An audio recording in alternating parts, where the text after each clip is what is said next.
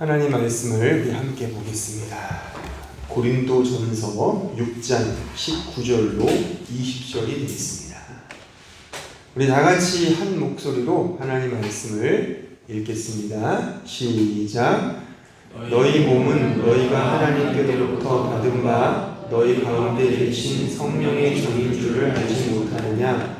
너희는 너희 자신의 것이 아니라 값으로 사는 것이 되었으니 그런즉 너희 몸으로 하나님께 영광을 돌리라. 아멘. 우리는 인생을 살면서 존경하고 또한 본받고 싶어하는 그런 한두 명의 위인을 가지고 있을 것입니다. 대체로 한국 사람이라면 성군으로 알려진 그 세종대왕, 그리고 그 불굴의 의지로 적군을 물리친 그 이순신 장군님을 우리는 아마 존경할 것입니다. 그래서 광화문에 그 두 분의 동상이 세워져 있는 거라고 생각이 드는데, 또한 돈에도 찍혀 있고 박혀 있죠.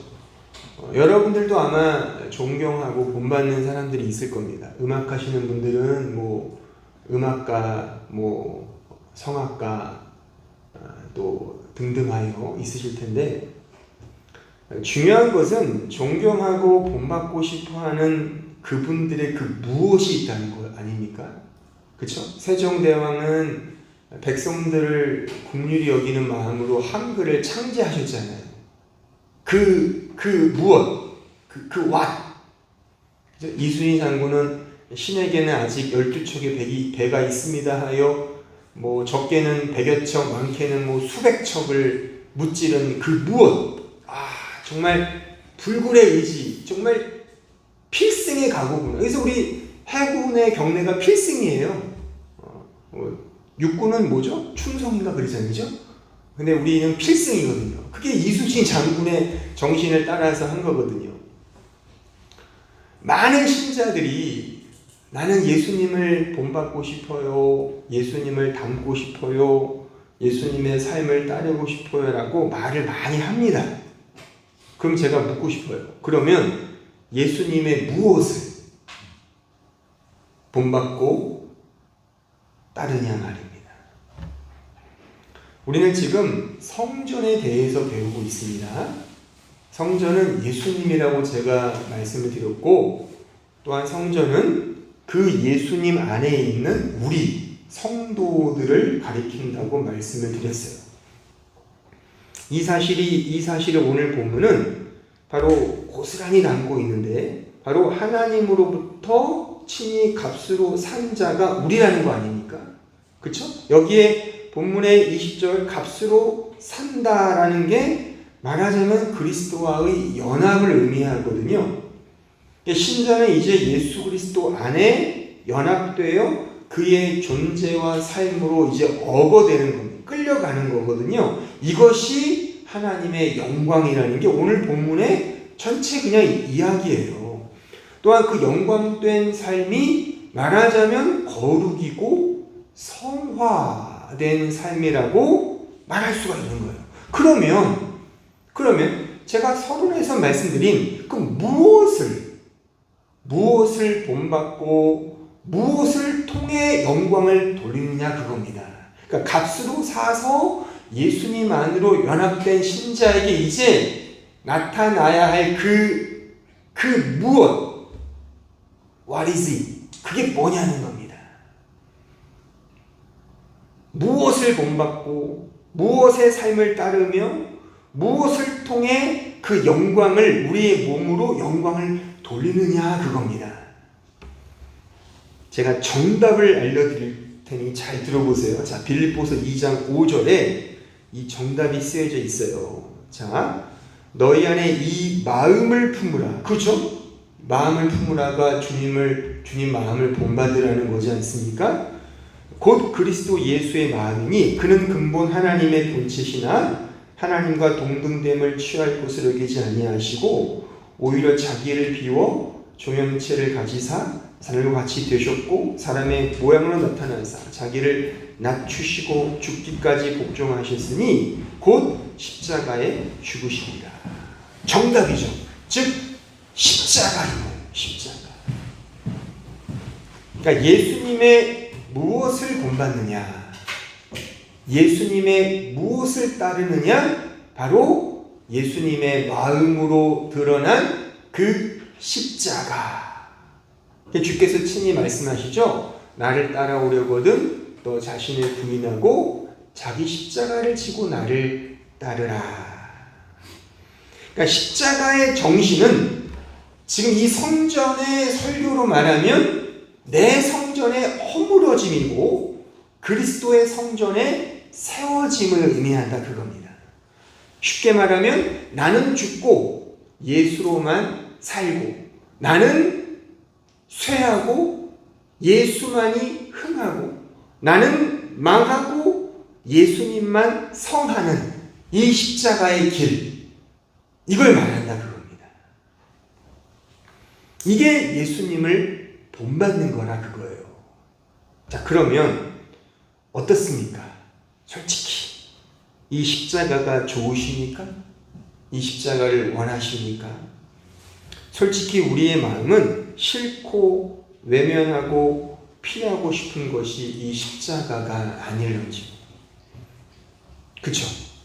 근데 또 재밌게도요, 십자가가 교회에는 필요해요.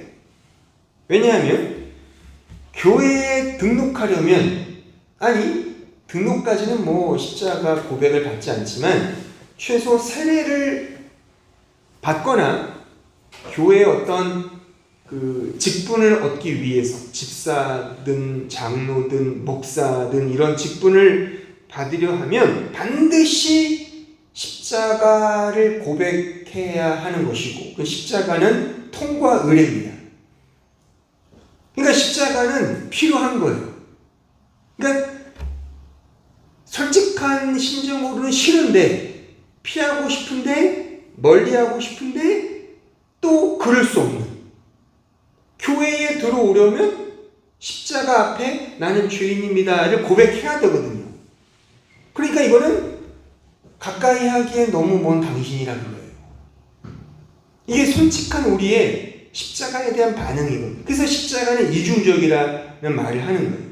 한편으로는 십자가를 말해야 돼요.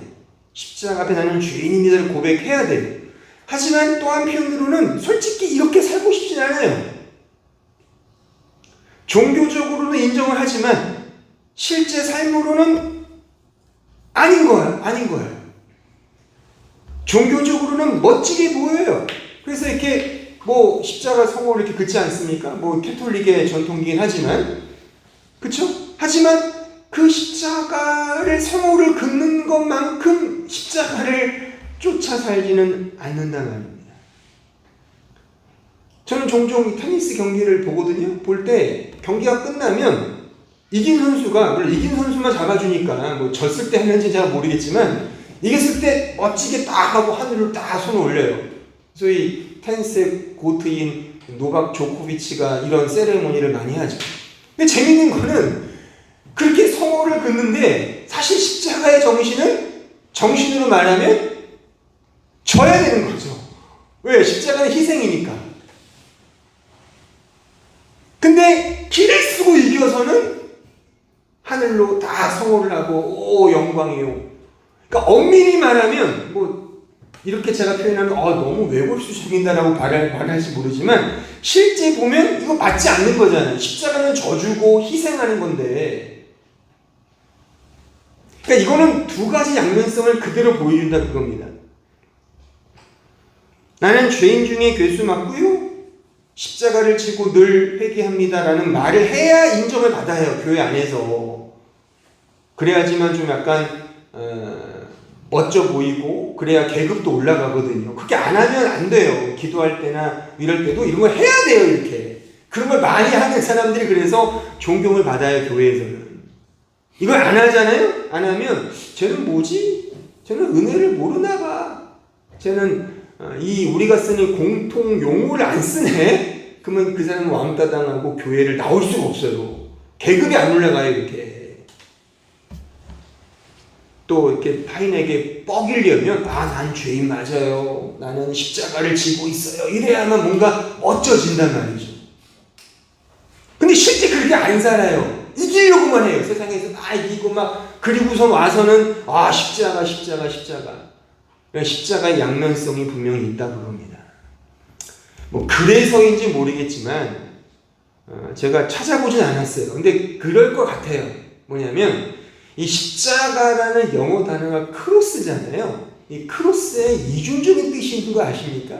그러니까 크로스라는 게 더 크로스 하면 십자가를, 그러니까 교회에서 말하는 성스러운 십자가가 맞지만 이 크로스가 형용사로 쓰이면 매우 까탈스럽고 아주 혐오스러운 자신의 감정을 드러내는 단어가 됩니다. 그러니까 이런 거예요. I was cross with you 하면 이 뭔 뜻인지 아시겠죠? I was cross with you 하면 난 너에게 너무 화가 났어. 짜증나. 이런 뜻이거든요. 이 단어의 이 문화적인 이런 이 여정이 분명히 요런 인간의 심리를 그대로 드러내는 게 아닌가 싶어요. 그러니까 십자가 연신 목 놓아 외치지만 정작 그 십자가의 정신대로 살지 못하는 우리의 꼬라지를 보여주는 것이 아닌가 생각이 든단 말이죠. 그러니까 성경이 말하는 성전됨의 성화는 내 성전의 허물어짐이며 주의 성전의 이렇게 세워짐을 말하거든요. 나는 죽고 예수로만 삽니다. 세상적 욕망이 깨지고 오직 하늘의 은혜로만 오롯하게 세워지고 서가는 것이 십자가의 정신이고 우리가 따라가야 할 주님을 본받아야 될 그 정도인데 그게 우리에게는 사실 본능적으로 싫은 길이다 그겁니다. 제가 지난주 설교의 워딩으로 말하면 우리가 가지는 세상적 희망이 희망 없음으로 확인되어야 되거든요. 근데 우리는 모두 다 세상의 희망을 쫓아 살고 있지 않습니까? 그걸 말하는 거예요. 지금 이 표현을 좀 더 실제적인 말로 표현해 보면 신자는 하늘 소망을 추구해야 되는 게 맞죠. 오히려 세상의 희망을 버려야 되는데 우리의 실존은 세상의 희망을 쫓아 그것을 파랑새삼아 날마다 쫓고 찾고 있지 않냐 그겁니다. 여기서 우리는 진짜 신자라면 무력함을 느끼는 겁니다. 나는 왜 이렇게 안 되는 사람일까? 이런 무력함. 근데 이 무력함이 은혜를 향한 무력함이라는 거잖아요. 은혜를 아는 믿음이 여기서 이 무력함에서 격발된다 그겁니다. 언제나 세상 희망을 쫓아 사는 내 자신의 실존을 보면서 무력함을 확인하고 그 무력함을 내 솔직한 나의 민낯이 폭로되고 들켜서 거기서 무기력함을 경험하게 되고 근데 그 무기력한 그 자리가 역설적이게도 그것이 은혜가 깃드는 그 놀라운 자리라고 하는 사실입니다. 그래서 희망 없음이 진정한 소망인 것이죠. 하지만 우리는 이 희망을 언제나 희고하고 추구한다는 점에서 또한 이것이 늘 모순된다 그겁니다. 보세요. 성경은 이 세상적 희망을 가리켜 이방인의 허망한 마음이라고 표현을 하거든요. 자, 에베소서 4장 17절 이하를 보세요.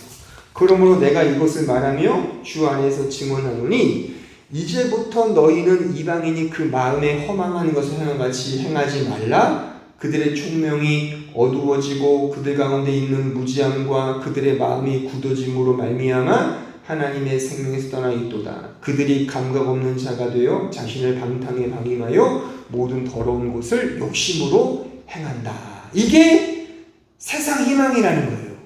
언제나 허망한 이 이방인의 마음. 근데 이게 우리 신자 안에도 있잖아요, 솔직하게. 그렇잖아요. 그러니까 우리의 실력으로 희망 없음으로 갈 수 없다는 거죠. 이게 무기력함인 거죠. 이것이 무력함이 확인되는 거예요. 근데 이 무력한 이 자리가 역설적이게도 은혜로 가는 첩경이라는 겁니다. 은혜를 향해 가는 이 무력함 속에서 신자는 그래서 달콤함을 느끼는 거예요. 신자만이. 불신자는 무력함을 느끼겠으나 달콤함을 느끼지 못해요. 이게 진짜 하늘의 기쁨이다 그겁니다. 그러니까 내 힘으로 희망 없음으로 갈 수 없는 내 자신의 영적 무기력함과 무력함을 느끼는 그 자리에서 은혜가 깃들고 그것이 곧 하늘만이 주는 참된 달콤한 기쁨이다 그겁니다. 이게 성화입니다.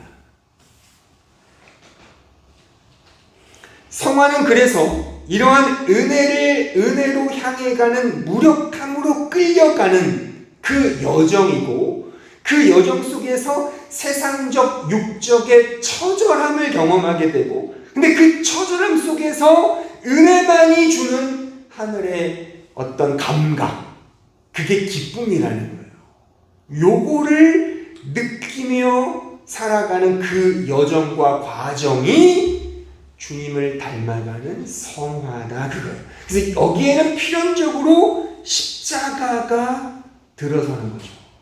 왜? 우리의 무력함을 깨닫게 하니까. 그래서 성화는 나의 무력함과 연약함, 할 수 없음이 자꾸 확인되고 폭로되어 내 존재의 없음의 자리를 끊임없이 인정하고 고백하게 되는 거예요. 그래서 그 자리에서 오직 예수 그리스도의 은혜만을 추구하고 사모하게 되는 거예요. 자신의 성전이 깨어지고 동시에 그리스도의 성전 안으로 함몰되어 들어가는 이런 과정이 성화인 겁니다. 제가 쓴 이 표현들을 잘 기억하셔야 돼요. 자기 성전의 깨어짐과 그러니까 내 육적인 소원들 내가 바라는 어떤 희망들이 산산이 깨어지고 동시에 그리스도의 성전 안으로만 함몰되어 들어가는 그 과정. 그렇게 하나님은 우리를 아마 끌고 가시고 어거해 가실 겁니다. 그러니까 내가 원하는 걸 그래서 안 주시는 겁니다. 듣기 싫죠. 이런 말들이.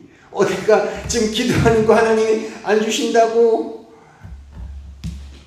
케바케긴 한데 이런 걸 나누시라는 거예요. 이런 것들을 우리가 성경을 배우고 설교를 들으시고 함께 나누실 시간이 혹 있으시면 이런 걸 나누면서 정말 그래 하나님 이걸 빼가셨는데도 나는 근데 이상하게 기쁘네. 거기서 위로를 받는 거지. 나 잘난 척하는 그 자리에서 누가 과연 위로를 받아요.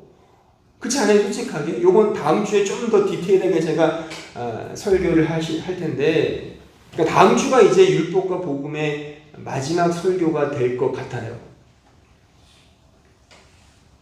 요런 이야기들이 이제 꽤 성경에 나타나 있거든요. 제가 두 가지의 성경의 말씀들 그 내러티브를 인용해 왔는데 자, 첫 번째를 한번 읽어볼게요. 자, 마태복음 19장 16절 요 이야기를 읽으시면서 지금 제가 설명한 부분들을 딱 머리에 두고 읽어보세요. 정확히 일치하거든요. 우리는 그냥 문자적으로 이거를 이해하면 안 돼요. 지금 제가 설교한 바로 보셔야 된단 말입니다. 자, 잘 보세요. 어떤 사람이 주께 와서 이르되 선생님이요 내가 무슨 선한 일을 하여 영생을 얻으리이까? 예수께서 이르시되 어찌하여 선한 일을 내게 묻느냐? 선한 일은 오직 한 분이시니 내가 생명에 들어가려면 계명들을 지키라. 이르되 어느 계명이오니까? 예수께서 이르시되 살인하지 말라, 간음하되 도주하지 말라, 거짓 증거하지 말라, 내 부모를 공경하라, 내 이웃을 내 자신과 사랑하라 하신 것이니라. 그 청년이 이르되 이 모든 것을 내가 지켰사온데 아직도 무엇이 부족하니까? 예수께서 이르시되 내가 온전하고자 할진대 가서 내 소유를 팔아 가난한 자에게 주라. 그리하면 하늘에서 보화가 내게 있으리라. 그리고 와서 나를 따르라 하시니 그 청년이 재물이 많으므로 이 말씀을 듣고 근심하며 간다. 이 이야기를 이렇게 피상적으로 보시면 소유가 많고 돈이 많은 사람들이 안 되는구나 이렇게 이해하는데 그런 말이 아니에요. 소유가 뭐고 재물이 뭐냐가 일단 중요한데 그걸 제가 다 이 시간에 뭐 설명드리진 않고 여기서 내 소유를 팔아 가난한 자들에게 주라의 진의가 뭐냐가 중요하죠. 핵심이죠. 이게 핵심은 단지 그냥 가난한 사람을 돕지 못하는 그런 스크루주 영감님과 같은 그런 고약한 구두쇠 노릇을 하면 안 된다가 아니라 여기에 내 소유가 말하고 있는 건 내 존재를 근거하는 내 성전을 말하거든요. 내가 계속 평생 쌓고 있던 성전. 이게 뭐로 드러나죠? 그 앞에 보면 율법을 지킨 걸로 드러나잖아요. 요게 이 사람에게는 성전이었던 거예요. 나 열심히 성전 지켰어요가 무너져야 할 성전이었던 겁니다. 이게 자기 성화한 거죠. 그러니까 이 사람에게는 율법을 잘 지켜서 뭔가 내놓은 그 자기 근거가 말하자면 내 소유였던 거예요. 그걸 하나님은 내려놓으라는 겁니다. 그때 이 사람은 근심하여 갔다. 그러니까 이 사람이 이 후속 이야기는 모르잖아요. 이 사람이 우리가 그냥 일견 보고 이 사람은 예수를 안 믿었구나 이렇게 흘겨 말하면 안 됩니다. 근심하는 게 맞다는 거예요. 제 말은. 이게 맞아요. 근심하시잖아요. 지금 여러분이 제 설교를 잘 들으셨다면 근심을 하셔야 돼요. 십자가를 못 지잖아요. 우리는요. 진짜 솔직하게 지금 우리가 우리의 전부를 드릴 수 있습니까? 하나님께 못 드리잖아요. 그냥 제가 지난주에 말씀드렸듯이 내가 드릴 것만 딱 꺼내놓고 요것만 쏙 드리잖아요. 이건 드리는 게 아니라는 거예요. 성경은요. 그러니까 우리는 못해요. 이거를 내가 쌓아온 모든 것, 심지어 이 말씀으로 이 사람은 이게 자기 성화죠. 율법을 진짜 어릴 때도 지켰던 이 믿음을 내어놓으라는 거예요. 이 믿음을, 네 믿음을 내려놔. 그건 네 믿음이지 내가 주는 믿음을 네가 받아야지 네 믿음은 안 돼. 그거잖아요. 우리가 지금까지 쌓았던 종교 행위들 이게 성화잖아요. 그거 아니야? 그럼 어떡하실 겁니까? 여러분들? 뿔나죠? 뿔나지 않습니까? 누가 저한테 너 20년 10년 목회한 거 그거 다 개떡이야. 다 내려놔. 이게 뭔 소리야? 내가 얼마나 열심히 목회했는데. 뿔나죠. 그걸 말하는 거예요 지금. 그러니까 우리 이걸 못해요. 우리는 할 수가 없어요. 그냥 근심하는 거예요. 그래서 그 이하의 이야기를 보면 네 힘으로 안 돼. 하나님이 하시는 거야라고 말씀하시잖아요. 성화는 오히려 내 무력함과 무능함이 들통나고 발견되는 것으로 시작되는 것이며 거기에서 오직 그리스도만이 주시는 은혜의 열매를 맺는 거예요. 지금 오해하지 마셔야 되는 게 이러한 시작과 열매가 하나의 동선으로 이어지는 게 아니라 끊임없는 사이클링으로 이어진다는 사실입니다. 시작했어 끝 이게 아니라 계속 죽을 때까지 이 시작과 열매가 끊임없이 사이클링으로 도는 겁니다. 우리의 인생 속에서. 이러한 죄인됨이 하나의 코스웍을 통하여 이제 수료했어가 아니라 죽을 때까지 이것이 반복된다 그겁니다. 이게 성화입니다. 성화를 점진적인 거라고 말하는 거예요. 이런 면에서 죽을 때까지 우리는 우리의 무력함과 무능함이 들통나야 되는 거예요. 이 부자 청년처럼 말이죠. 얼마나 열심히 말씀을 지켰습니까? 근데 이 말씀이 아무것도 아니라는 거잖아요. 예수님 말씀은 너를 위해 지킨 거라는 거 아닙니까? 이걸 우리는 자기 성찰을 하셔야 된다니까요. 두 번째 이야기 말씀을 보면 요한일서 1장 5절을 보세요. 우리가 그에게서 듣고 너에게 전하는 소식은 이것이니 곧 하나님은 빛이시라 그에게는 어둠이 조금도 없으시다는 것이니라.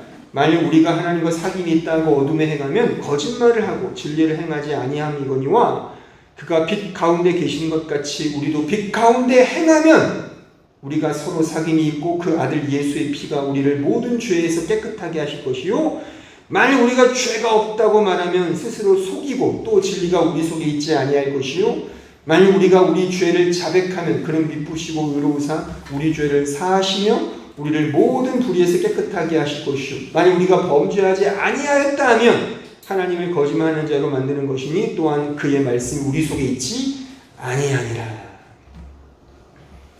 저는 성화를 말하는 많은 신학자들 중에 이 지금 읽은 말씀을 얼마나 잘 알고 있는가를 저는 의문을 제기하고 싶어요. 분명히 말씀하고 있는데 불구하고 이걸 이해를 못해요. 뭐냐면 잘 들어보세요. 여기에 빛 가운데 행한다는 게 뭡니까? 여기에 행한다는 헬라어 단어도 페리파테오라는 단어인데 이건 우리가 이렇게 일반적으로 실천하는 행위를 말하는 것이 아니라 이 페리파테오라는 단어 자체가 동행하고 함께 걷는다, 함께 한다, abide with me예요. 그러니까 이 설교 끝나고 부를 찬송의 가사가 그거거든요. 그러니까 이 영어 원래 제목이 abide with me예요. 나와 함께 하소서. 이게 페리파테오라는 단어입니다. 그러니까 이 빛 가운데 거한다는 것은 보세요. 한번 쉽게 말씀드리면 빛이 빛 아래 거하면 어떤 현상이 벌어집니까? 어둠에서는 보지 못하는 게 보이잖아요. 그게 뭐겠어요? 내 죄된 모습을 본다 말입니다. 그거라니까요. 그러니까 빛에 거한다는 거는 내가 죄인 맞네? 어둠에 쌓여있을 때는 늘 착한 일 하고 뭐 좋은 사람인 것처럼 보였는데 빛이 비추니까 나 죄인 맞네? 이거가 깨달아진다 그거예요. 이게 죄를 발견하고 이렇게 들통나고 들켜지는 게 빛 안에 거한다는 겁니다. 요런 맥락에서 그 다음 말씀 보면 8절에 그런 말씀 죄가 없다 말하면 스스로 속이는 것이고 10절 범죄하지 아니하였다면 하나님의 거짓말하는 자를 만드는 거 이게 맞는 거죠. 그러니까 우리 자신이 빛에 거함으로써 빛을 따라간다는 것은 나는 빛처럼 뭔가 멋지게 살고 그걸 말하는 게 아니라 빛을 통해 내 죄된 모습을 발견한다. 그래 난 정말 죄인 맞구나. 요걸 아는 자가 의인이라 그럽니다. 그래서 우리 개혁주의 신학에서 우리 신자는 의인인 동시에 죄인이라고 말을 하는 거예요. 죄가 곧 의라 그겁니다. 어떤 의미에서? 그 죄를 통해 내가 의로 간다는 거잖아요.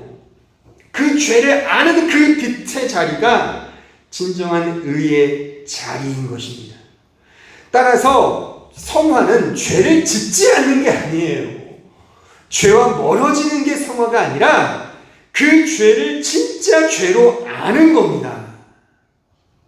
그때 그게 성화인 거예요. 죄를 진짜 죄로 아는 그것이 바로 죄를 멀리 하는 겁니다. 난 죄인 맞습니다. 그걸 아는 자가 진정 죄를 멀리 하는 자다 그거예요. 오히려 이런 맥락에서 오히려 나는 죄와 상관없이 깨끗하고 거룩한 자입니다가 죄를 짓는 거예요.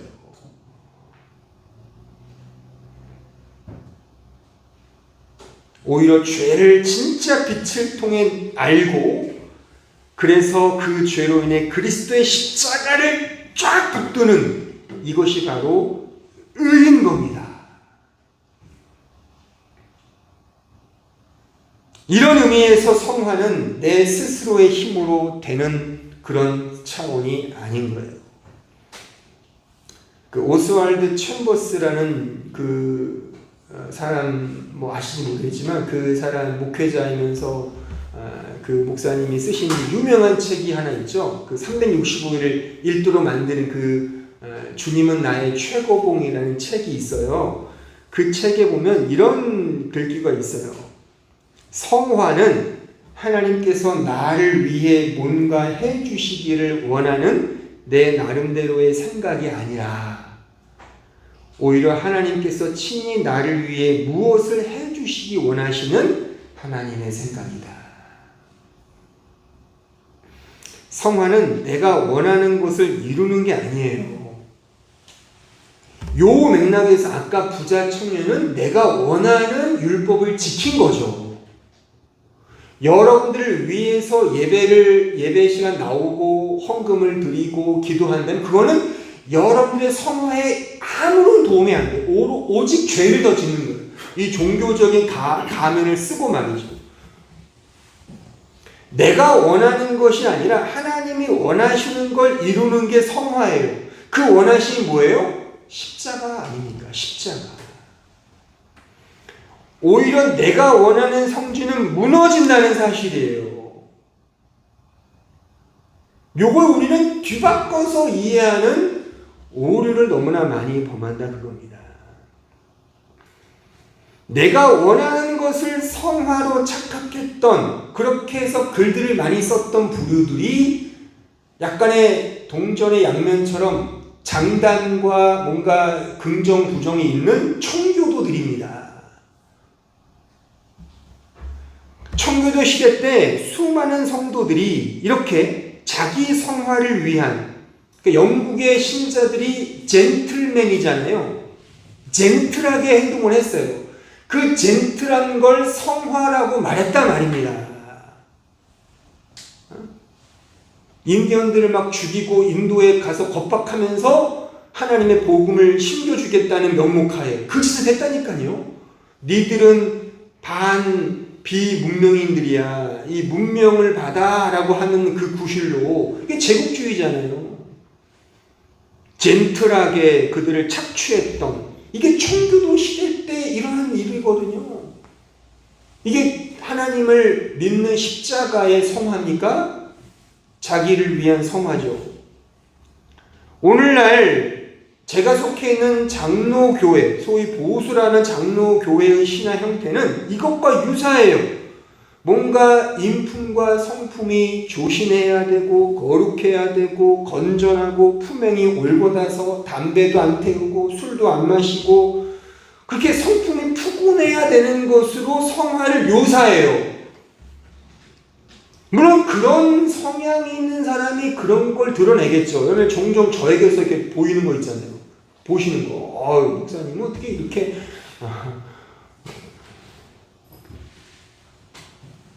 그럴 수도 있겠지만 그건 개인의 성향의 차이지 않습니까?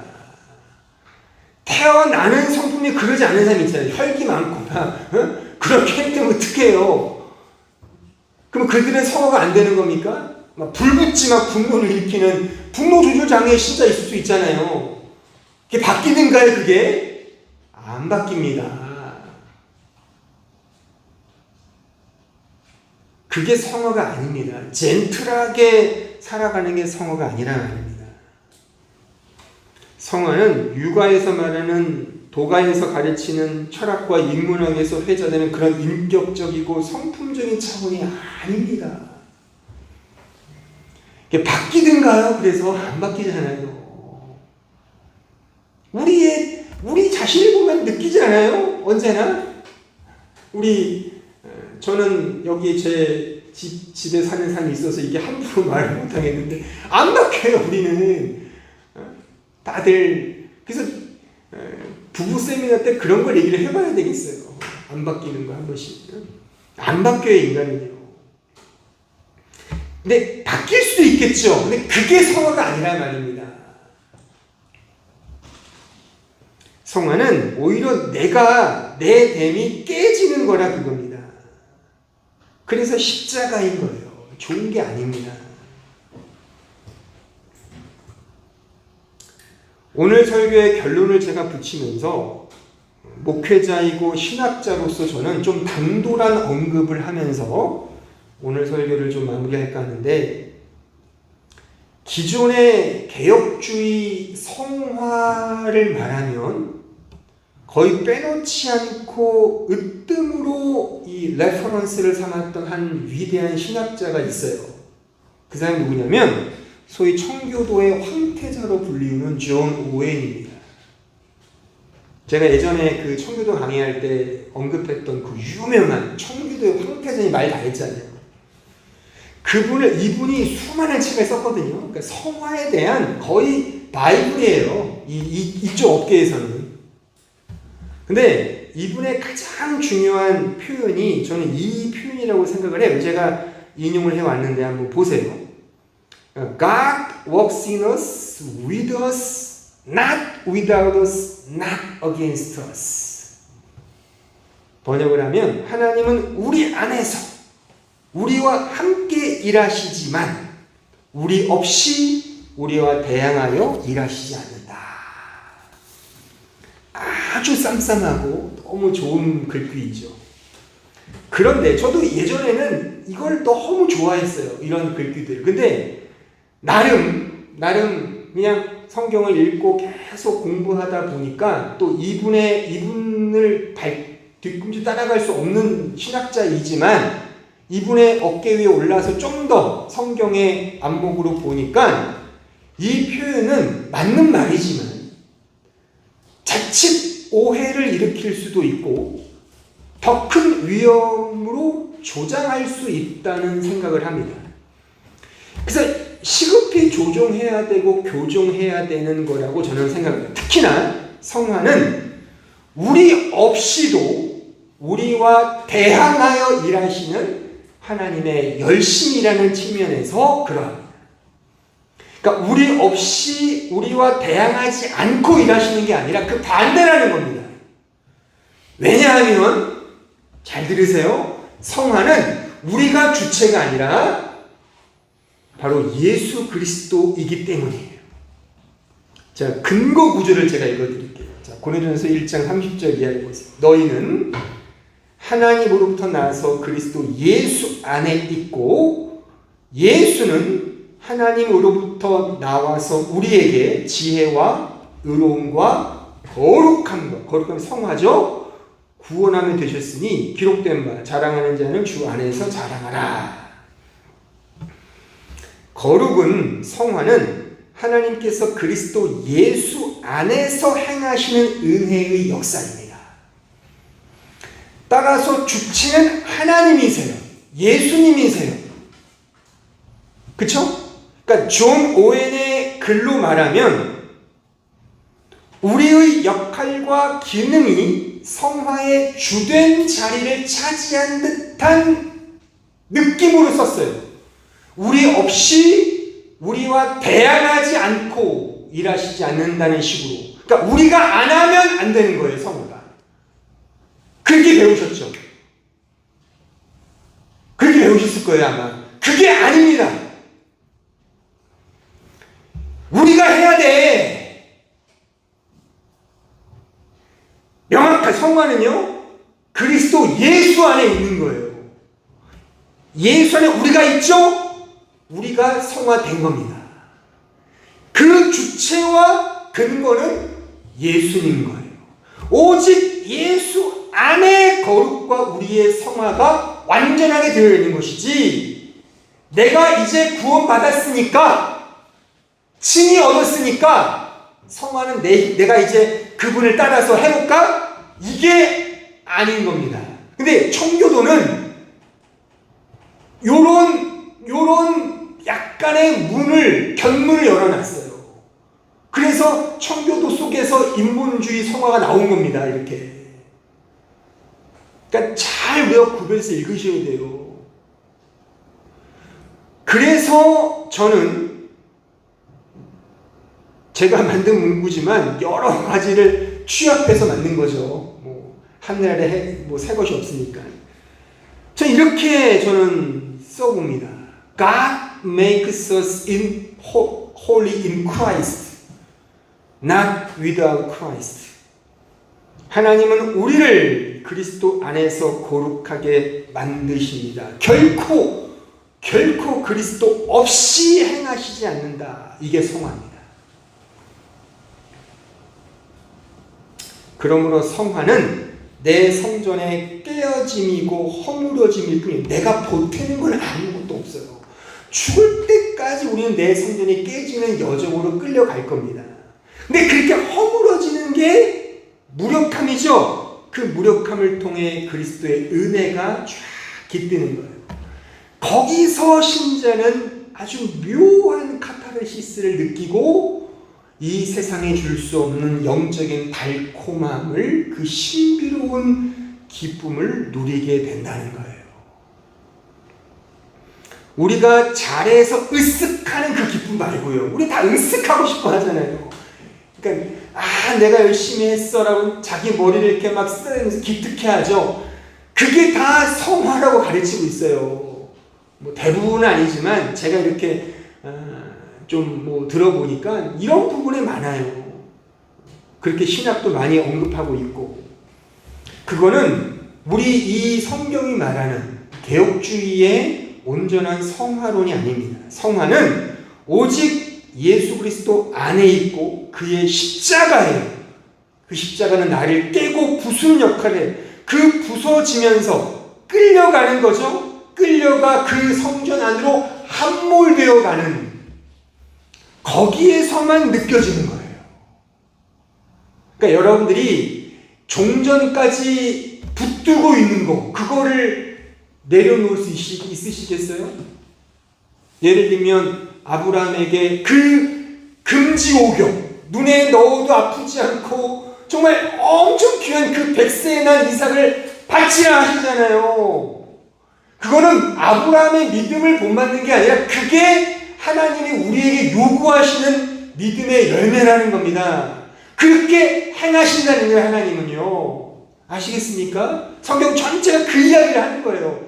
네 힘으로 못하는 걸 하나님이 하시게 만든다는 거잖아요. 내가 열심히 그 은혜를 따라 내 은혜를 받았으니까 이제 내가 열심히 뭔가 좀 거룩한 옷을 입어볼까? 그게 아니라, 그게 창세기 초반에 나오는 그 이야기잖아요. 아담이 죄 짓고 좀 약간의 뭔가 좀 이거 아닌 것 같은데라고 하여 자기 스스로 무화과 나무 잎을 엮어서 옷을 만들 입잖아요. 그게 말하자면 성화예요. 인간 성화, 자기 성화. 그게 아니라 하나님이 친히 가죽 옷을 지어 입혀주시, 이게 성화라는 겁니다. 요 이야기가 성경 전체를 이야기하는 내용인 거예요.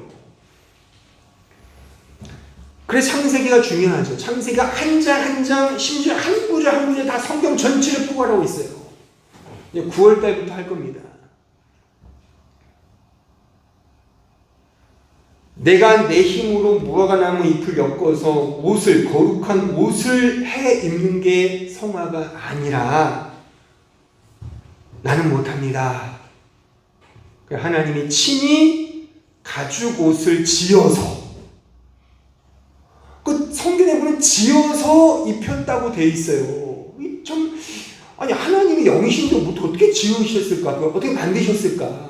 뭐 천사를 통해서 만들지 않았을까? 그런 상상은 아니에요. 성경은 하나님이 직접 지어서 만들어 입혀주셨다. 이게 하나님의 직접성, 이게 우리를 변화시키시는 성화인 것입니다. God makes us holy in Christ인 거예요. 내가 내 힘으로 내가 이제 해야 될 노릇이 성화에 없습니다. 그 어느 자리에도 없어요. 하나님이 다 하시는 겁니다. 그 다 하신다는 사실을 우리는 듣기 싫은 거예요. 어떤 의미에서. 왜요? 그러면 내가 하는 거, 제가 하는 거 비교가 돼서 내가 우월함을 얻어야 되는데, 그럼 뭐 안 할래 이렇게 되잖아요. 그러니까 그 마음에는 율법이 있는 거죠. 그렇잖아요. 원래 내가 못한다는 걸 인정하는 자에게 누구랑 비교할 일이 있겠습니까? 그렇지 않아요? 이런 부분들을 잘 성찰해 보시라는 거예요. 잘 성찰해 보세요. 죽을 때까지 이 과정으로 끌려가는 거예요. 나의 무력함과 무기력함으로 끌려가면서 나의 처음 자리, 그 흙의 자리고요. 그런데 그 자리에서 하나님의 은혜가 쫙 깃드는 거예요. 거기서 뭔가 모를 달콤한 기쁨과 자유를 향유하게 되는 거예요.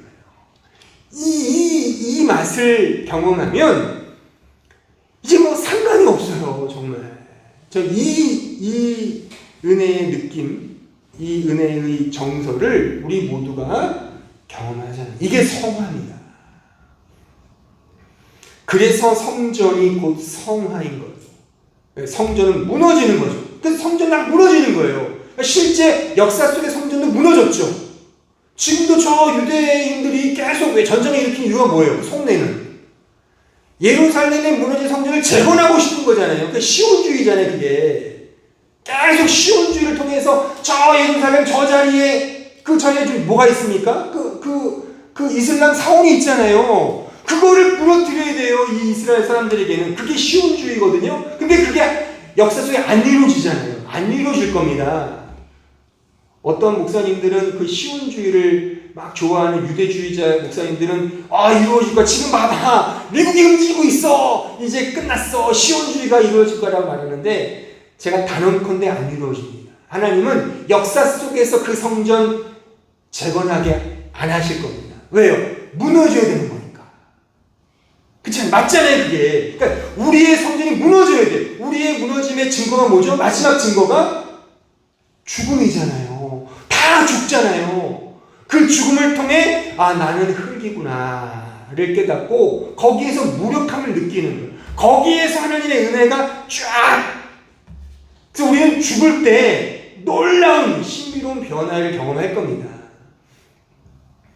내 힘으로가 아니요, 내 능으로가 아닌 하나님이 지어 입혀주시는 그 가죽옷, 진짜 그 영화된 몸과 그 어떤 부활된 그 부활체를 이제 경험하게 될 거예요. 이거 마지막 우리 종말 때, 그러니까 진짜 종말 때, 그 새하늘과 새 땅이 임할 때 되겠죠.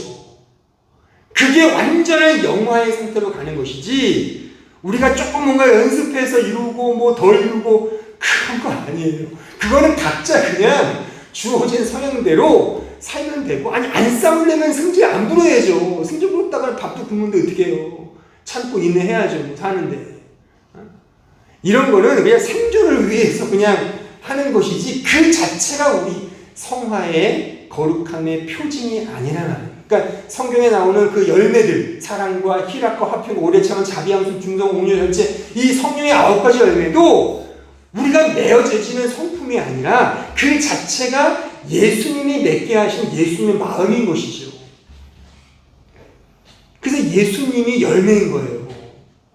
예수님 자체가 열매인 것이죠. 이것이 우리가 맺어야 할 성화의 열매인 것이죠. 이것이 또한 성화인 것이죠. 이 사실을 꼭 기억하시고 그렇게 우리를 은혜로 이끄셔서 결국에 은혜의 가죽옷을 입혀주시고야만은 그 하나님의 놀라우신 주권적 사랑과 은혜가 얼마나 감사합니까?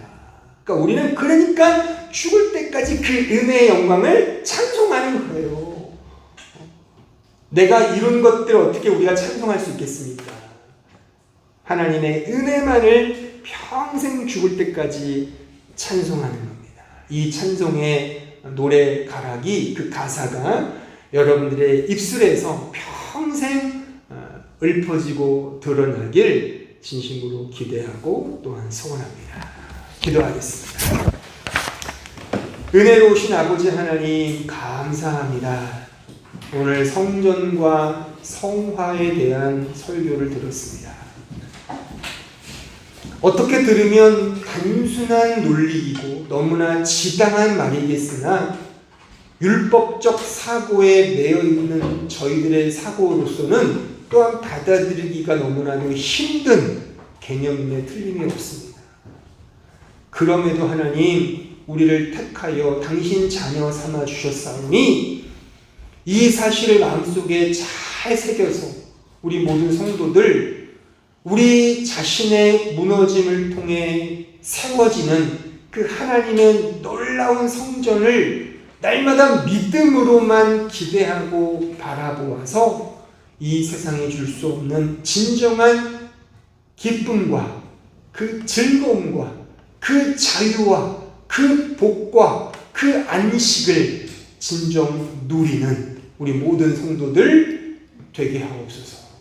예수님의 이름으로 기도하옵나이다. 아멘.